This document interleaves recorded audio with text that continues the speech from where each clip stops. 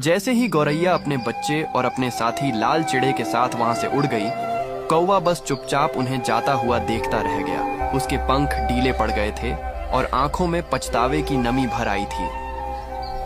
मैंने बदला लेने के चक्कर में क्या कर दिया? जिसे मैं सबसे ज्यादा अपना मानता था उसी को दुख दे दिया। उस रात कौवा अपने घोंसले में नहीं गया। वह उसी पेड़ के नीचे बैठा रहा जहां कभी वह और गौरैया साथ बैठकर घंटों बातें किया करते थे। उधर कुछ दिनों बाद गौरैया की तबीयत अचानक खराब हो गई। लाल चिड़े, आज मेरी तबीयत बिल्कुल ठीक नहीं है। मैं उड़ भी नहीं पा रही, बच्चे के लिए खाना भी नहीं ला सकी। अरे गौरैया, तुम इतनी परेशान क्यों हो रही हो? तुम आराम करो, मैं हूं ना।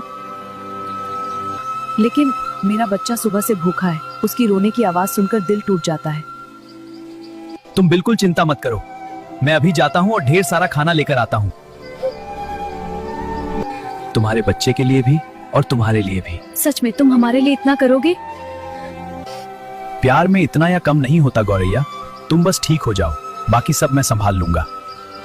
भगवान करे तुम्हें कुछ ना हो, जल्दी वापस आना। मैं अभी आता हूं, तुम बस हिम्मत रखो। इतना कहकर लाल चिड़ा जंगल की तरफ उड़ गया।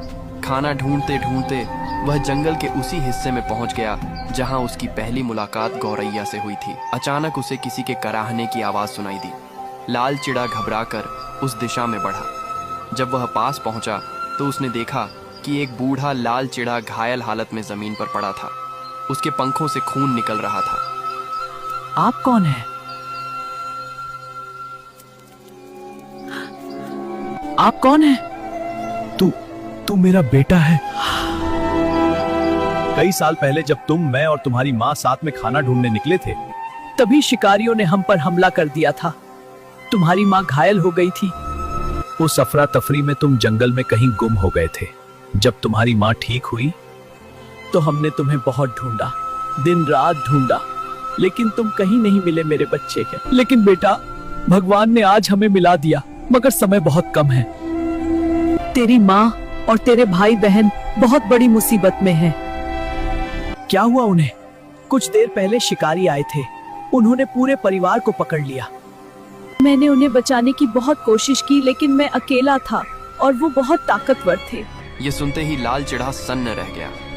हे भगवान, ये कैसा इम्तिहान है? एक तरफ बीमार पत्नी गौरैया, एक तरफ उसकी बीमार पत्नी और छोटा बच्चा था और दूसरी तरफ उसका असली परिवार। तभी पीछे से एक आवाज आई। अगर दिल साफ हो तो रास्ता खुद बन जाता है।